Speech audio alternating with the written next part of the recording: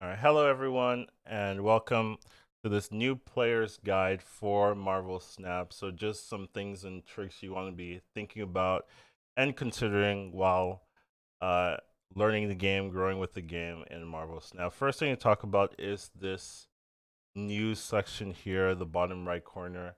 If you are a PC only player, you're gonna see there's nothing in here, right? But there's actually a lot of content in this section for mobile clients. So the PC client has this issue where you don't really see anything here, but for mobile, you in these inboxes you get rewards, you get credits, gold, avatar, titles, things like that.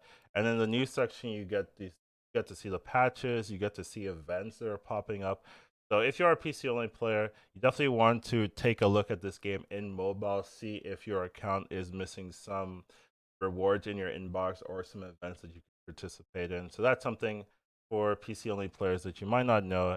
And it's definitely important things that you're missing out on. Next thing we'll talk about the season pass. So the season pass is the premium progression system for Marvel Snap.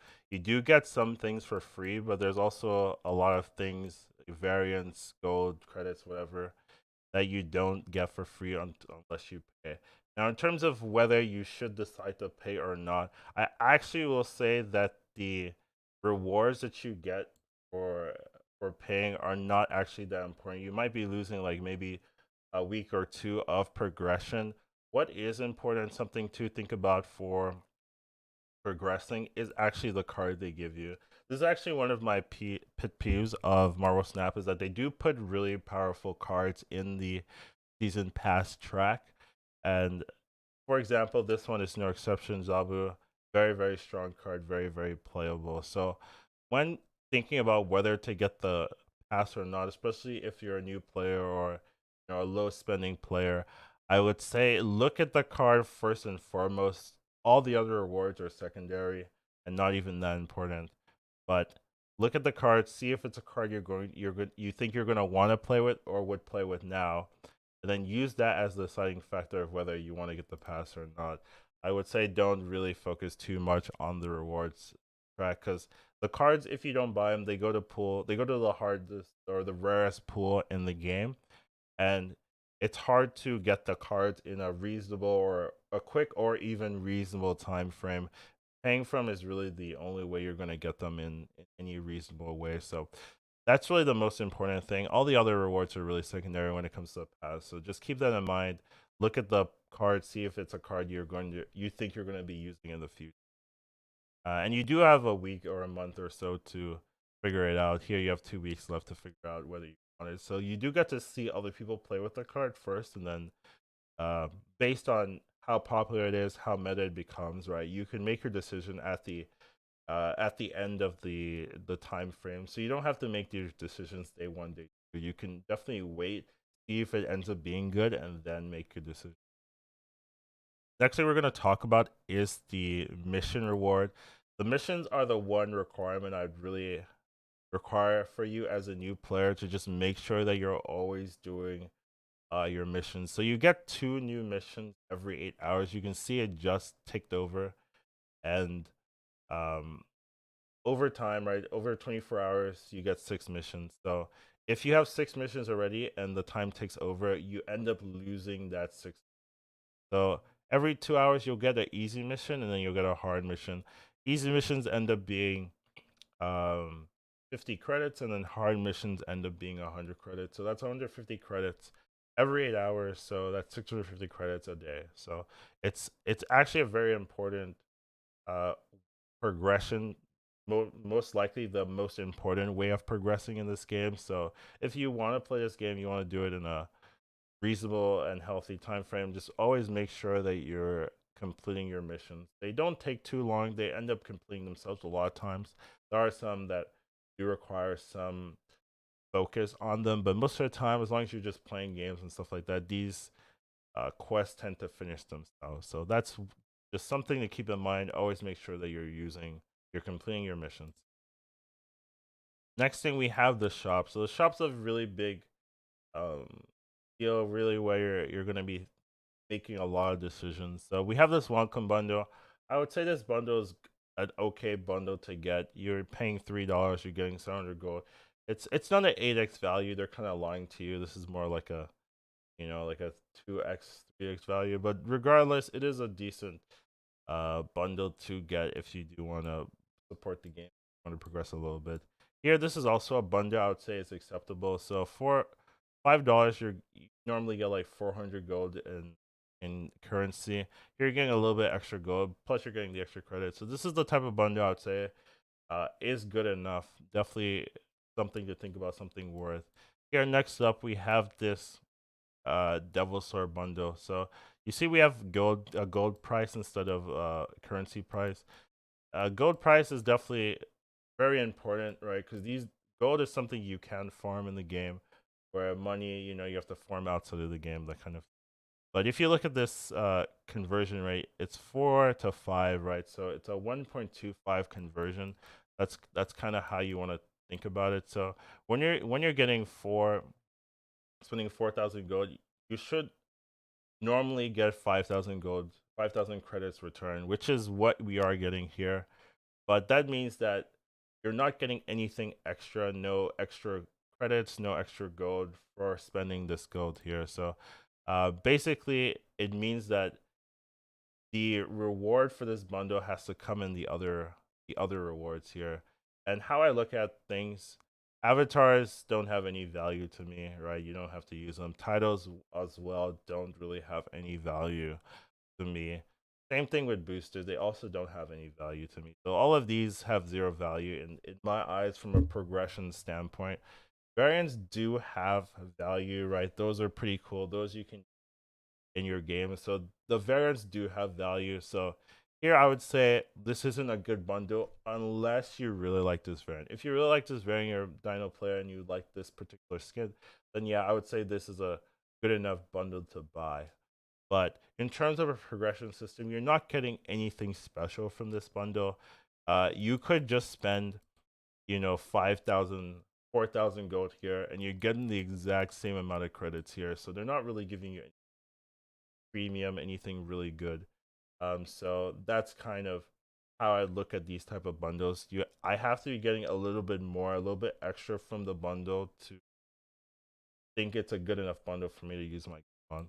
And then these pro bundles, things like this is definitely a huge no-no.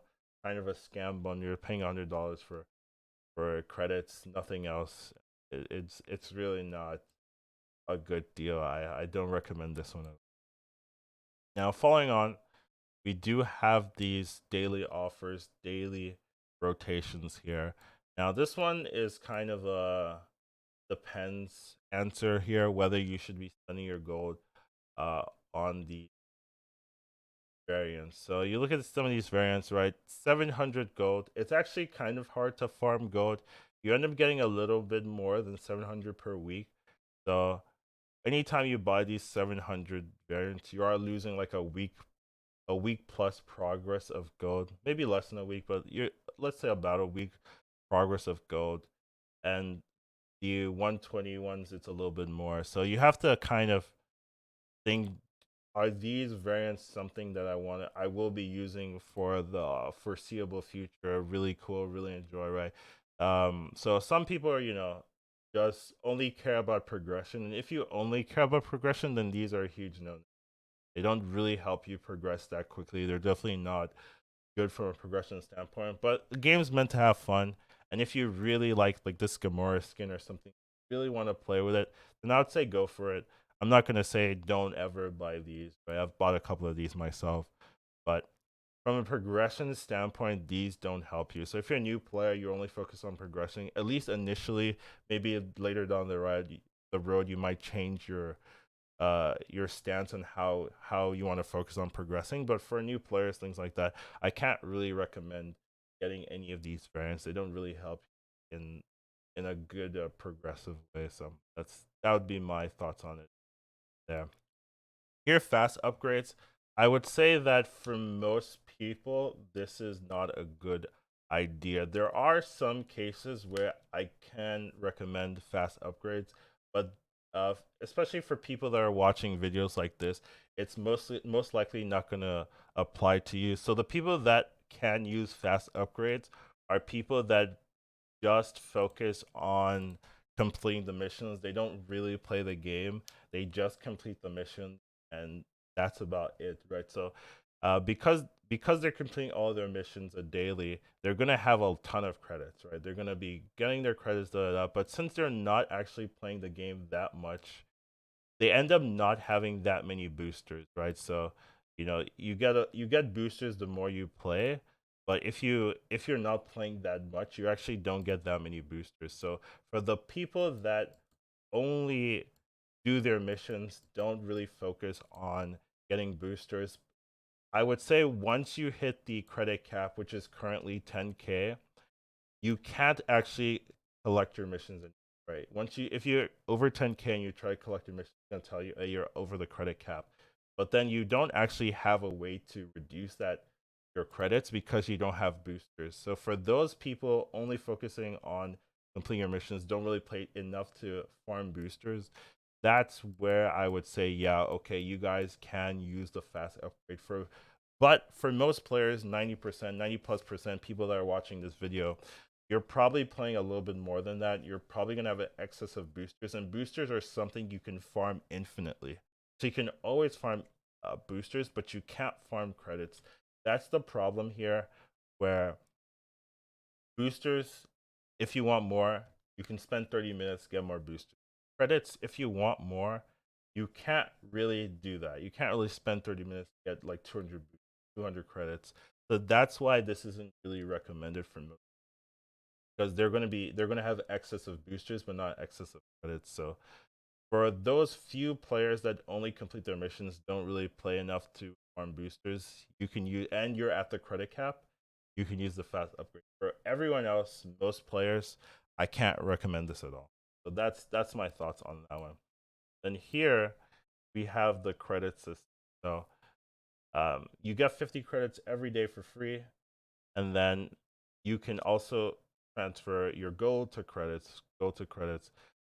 It ends up being, if you look at here, a 1.25 credit ratio. That's how we calculated for this particular bundle here. But would I recommend for you to buy these? No. So the reason why I wouldn't recommend to buy that particular credit transfer system is because you can always use your gold to there is a limit to how many times you can refresh, but it's quite a lot. So most new players especially won't have this problem where they run out of refreshes. But here, anytime you refresh your missions, you're gonna get two missions. You're gonna get an easy mission. You're gonna get a hard mission. You're gonna get 50 credits from the easy mission. You're gonna get 100 credits from the hard mission. Ends up being 150 credits. And when we look at this credit transfer system, 120 for 150, it's the exact same credit transfer rate. However, when you complete a mission, as well as getting credits, you do get this little pink thing over here, which is the season pass progression. So by doing missions, you do get 75 progression to your season pass for free compared to just buying the the credits here where you don't get any season pass progression. So for most players, new players especially, if you want to use your gold in this manner, I would always recommend for you to refresh your missions compared to just buying the credits here. Now, the question following that is, do I actually want to refresh my mission? Now, for this answer, I would say it depends. So it depends on how patient you can be for holding gold, because um, you can, if you're not patient, I think it's acceptable for you to refresh your gold here. Just keep using your gold and making sure you're progressing as fast as possible. However, if you're okay with being patient, you're okay with waiting months at a time, which can be difficult for some people, what I would preferably recommend for you to do is to wait for good bundle. So as you can see, there are some bundles that come out for gold. And if you can farm your gold, hold the gold, you can end up buying these bundles with just gold and not having to spend money to buy gold to then buy the bundle. Now the question is, what are the good bundles to spend your gold? Now, we've already went through this one. I ended up saying the gold transfer rate is fine, but the extra rewards on top of it are not particularly that good. Now, there are some bundles. We do have an example to show you of a bundle I would say is worth spending gold. So, if we take a look at this bundle, this one came around Christmas time, a couple months or ago. This is a bundle that I would say is worth your gold on. So you're spending 6,000 gold for 8,000 credits. If you look at the transfer rate, right, 1.25, when you spend 6,000 gold, you're supposed to be getting 7,500 credits. So you're actually getting a little bit extra credits on top of the credits you're supposed to get. So that's a really good sign. On top of that, you also get these collector tokens. So if you're a new player, you might not know what collector tokens are, but collector tokens are Marvel Snap's way of allowing you to pick cards that you want in the pool. So there's 3 pools. Once you hit a certain collection level, that becomes open to you. There's pool 3, there's pool 4, there's pool 5, or series as they're also called. So the Series 3 cards are the most common cards. A lot of cards are going to be in that pool. Series 4 are a little bit more rarer, a little bit harder. They're also pricier. Season 5 are the most rare, the most hard to acquire, the most pricey, the priciest. So you can spend collector tokens to get any of these 3. You can spend 1,000 for a Series 3, 3,000 for a Series 4, and 6,000 for Series 5. We're really only, as a new player, and for most players, you're really only going to focus on the Series 3 cards. But here you're getting 2,000 collector tokens, and that's actually kind of hard to obtain organically. 2,000 collector tokens will take you multiple months actually to get this amount of tokens. If you were to do this normally, and if you don't have all the Series cards. So as well as getting the 8,000 credits, which is a surplus, you also get collector these collector tokens. So that's the type of bundle that would be acceptable. Once again, right, boosters, titles, variants, avatars, they don't add to the value of this. Variants a little bit, but mostly the credits, mostly the tokens, mostly the gold. That's really what you're gonna focus on. So the problem with this is you're not going to be getting bundles like this every month. It might take a while for you to find a bundle that good. But if you're patient, you don't mind not like you don't mind holding thousands of gold for multiple weeks at a time, then I would prefer you to wait until a really good bundle pops up. But if you don't want to do that and you just want to progress as fast as possible with the gold that you have, then I would say refreshing your missions is a very acceptable secondary option. So that would be my thoughts on how to use your gold. And then the last thing here is gold for just spending money for gold. So I'm not gonna tell you not to spend your money to buy gold. However, I will say there are still limitations in place, even if you want to whale the game, spend as much money as possible. There's there's actually you can't actually spend all the gold or all the money that you and there's actually a limit in how much um progression you can do per day, how much refreshing you can do per day. even if you Even if you spend gold, it ends up being around $20 per day. Even if you wanted to whale as much as possible, there are ways to get around that with bundles, with the season pass progression. You can end up spending more than $20 per day.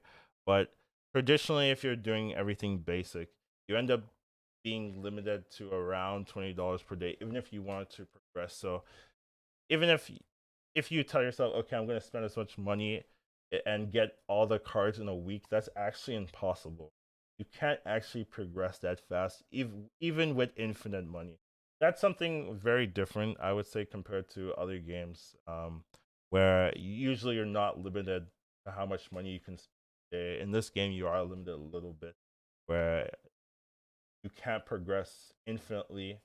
Uh, immediately, right? You can progress infinitely over time, right? If you spend a month, you can get a lot farther than other people who aren't spending, but you can't do it in one day and like that. So I'm not gonna tell you not to spend money, but I would say like even if you wanted to spend money, you can't spend as much as there. You just have to kind of make your own decision in that aspect. So that would be the shop here. That would be the season pass. That would be the mission. You are currently limited by 10k credit, so that's just aware of. And I don't believe you're limited by gold, but if you find a limit in gold, feel free to tell me. And then next thing here is just some decks for players, right? So obviously, oh right, we haven't talked about this collection track. We should definitely talk about that. So here you do have this collection track. Initially, the game you're gonna be getting a ton of cards, right? So you're gonna be getting tons and tons and tons of cards, just cards, cards, cards, cards, cards. Then they start adding in credits, right? But you're still getting a ton of cards. You're still getting a ton of cards, and then eventually, like the credits start, the cards start slowing down. Here, right? You start getting mystery cards, and it slowly gets slower and slower. But you are still going to be getting a ton of cards initially, so that's just something to keep in mind. One advice I would have for you, just a little sneaky advice. I do have a video on this current topic, but for new players, I think something you can do is actually just don't open these credits. Just don't open the credits. Right. So you might be thinking, what, I want to progress. I want to progress. But I actually think if you're a new player, progressing slowly is better for you because you just get to learn the game. You get to figure out what's good for you, what's bad, what types of decks you like to play. And you don't get berated with too many options. You don't get berated with like, oh hey, here's this. Tons of options. You don't know what to do. You don't get to enjoy and play the new cards you get because you're getting like 10 cards a day. So I would say don't open these particular credits until a certain point. That point ends up being around 590 something credits. So around this particular section, I would say you don't open your credits until you get here. I have a video on that, so I would definitely say look at that video to really understand why I wouldn't do that. But for now, just a good tip I would say for now is just don't open these credits. You can open everything else if you want, but just hold the credits. You want to use them at a specific timing. So that would be my advice on the collection track. The only thing for them. Now here we do have the rank system, right? For new players, I would say don't focus on the rank system, right? Obviously, you want to get to like rank 90 or 70, get this huge of credits, but as a new player, you just want to learn the game. I don't think you want to be focusing too much on like, oh, I have to get this, or have I failed here? It's not that big of a deal, right? Like 500, you're getting like 5,000 credits a week, right? So this 500 credits, it looks like a lot and it is like a decent amount, but like over a week, you're gonna get this amount of credits. So it's not the end of the world if you don't get 500 credits, 400 credits here. It's not that important. So I would just focus on learning the game, enjoying the game, figuring out what type of deck I can enjoy, and not focus on this particular rank for now. As you learn the game, as you get better, then you can start making like goals of like, okay, I want to reach rank 30. Okay, I want to reach rank 50, rank 60. Right, but for now, as a new player, I wouldn't worry too much about that. They're just like fancy rewards, but they're not that important for you to get at the moment. So that would be my thoughts on that particular track. And then here we do have the decks. So they're going to be giving you a lot of decks, a lot of options for you to play with. And there's also going to be cards you don't own, cards you've never seen, right? So anytime you see a new card, uh, you'll if you go to your unknowns, these become known to you, right? So anytime you see a new card, like this is Iceman. But you wouldn't know that, right? But as soon as someone plays an Iceman towards you, boom, it'll show up here. So anytime you're like, what's that new card that I've never seen, you can actually check your collection and see, oh, this is a Nova. Okay, I haven't seen that before. Now it's in my collection. Now I can identify anytime someone plays that card against me. So that's just something cool that's in there.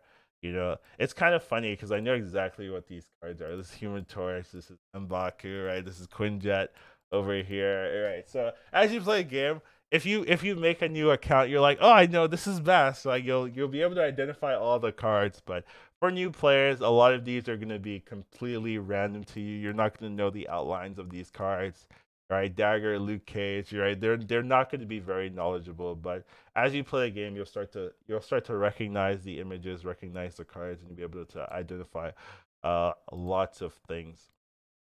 But most of the time, right, they're gonna give you a deck to play initially, and it's not going to be that good. Let me be honest. The deck they start you with is pretty basic, pretty bare bones, not particularly impressive, and not particularly good. But you will be able to win.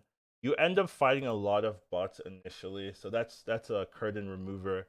Initially, when you start the game, you're fighting a lot of bots. It's only when you really start climbing that you start fighting a lot of human players. But at the beginning, they're gonna let you off easy. They're gonna give you a lot of AI opponents for you to practice against. So just be aware of that. But I do want to give you guys a couple of deck options as new players for you to just learn the game, get used to the game, and enjoy these type of gameplay. So I do have 4 decks for you guys to kind of test the water with, test the deck with, and we can just get right into it. So the first one is basically called a Kazoo deck.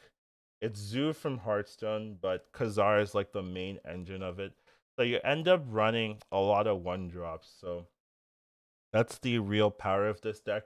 You have a lot of uh, options because your cards are so cheap, and you just buff all these 1 drops with Kazar, with Blue Marvel.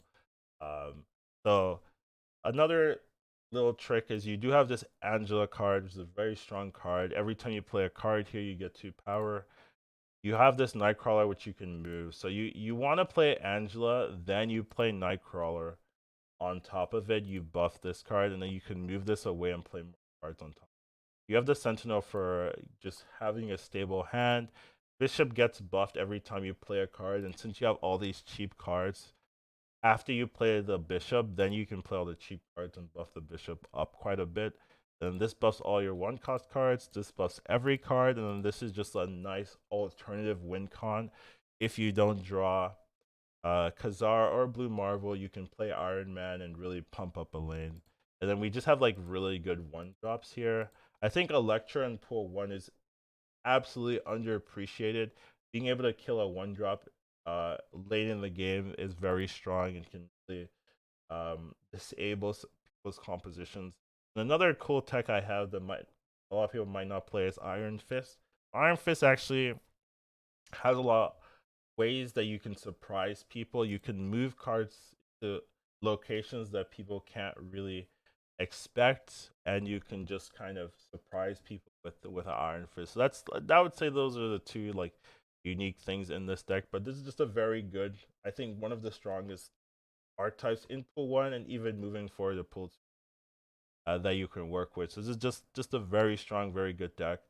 And I'm just using the cards that I have uh, access to me right now, right? So we're not using any pool 2 or anything. I'm only collection 160. So this is a deck you pretty much make immediately.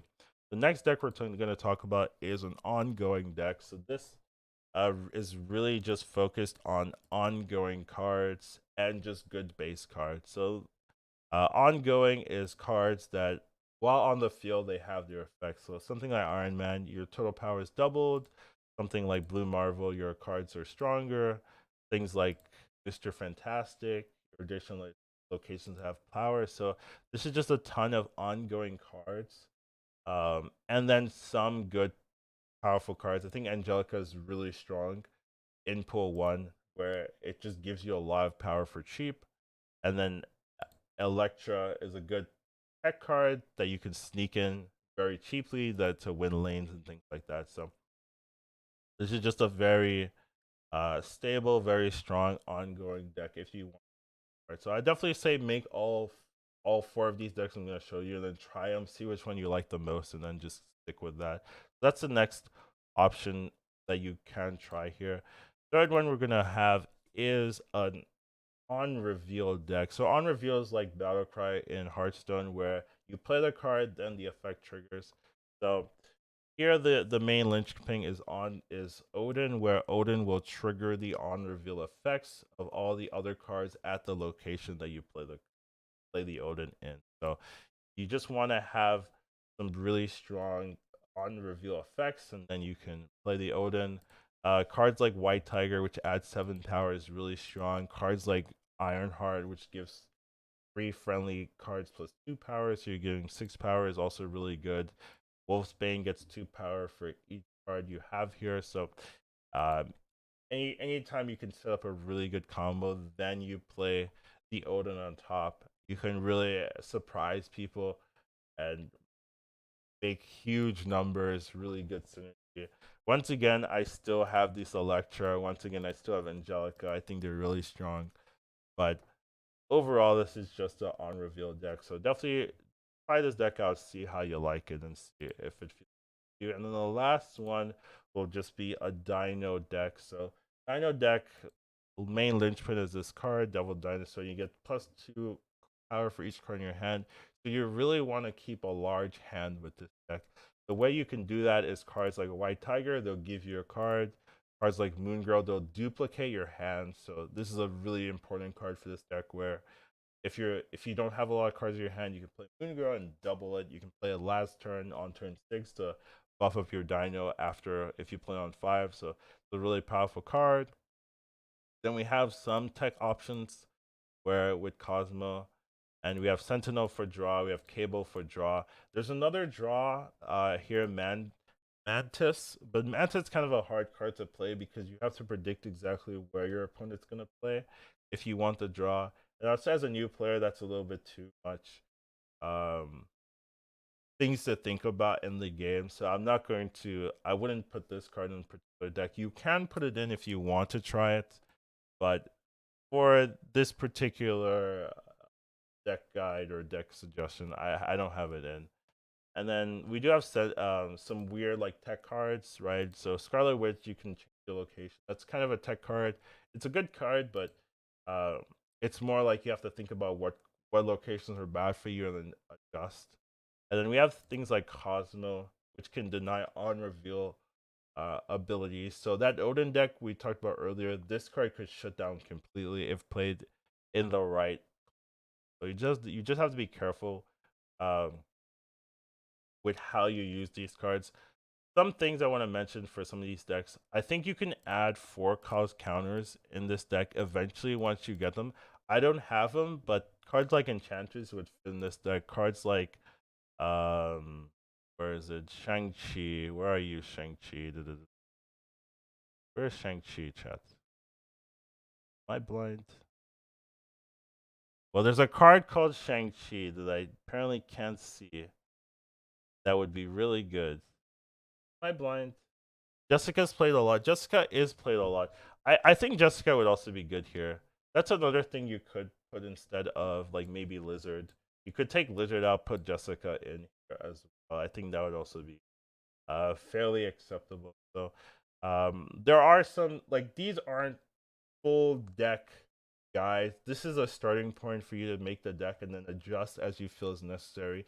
As you get better cards and things like that, you can definitely change on the fly. So I wouldn't say, oh, you have to run this deck exactly. This is the best perfect deck for this pool. This is just the good looking decks in my eyes at this collection level 162 that I could make at the spot. Uh, for example, right here, right, there's a card called Claw. It's a tier 5 card. This one card, I think this card would be great for this ongoing deck. It's +6 power. I would put that in if I could. I just don't have Claw, right? So that's something to think about. There are still things you can upgrade deck cards you can put in to make the deck stronger. That I just don't have. So um as you play with the deck, as you gain collection level, definitely feel free to improve the deck. Feel free to change things up, cards you don't like, cards you like, and just make it your own. Right? That's how this deck is. That's how this game is designed to be played. You make it your own. So overall, that's my advice for new players. Just things to think about, things to focus on as you play. Most important thing is just enjoy the game, try things out, see what fits for your play style, see what doesn't fit for your style, change and adapt and grow. So overall, hope you enjoyed this video. Hope you liked it, and I'll see you in the next one.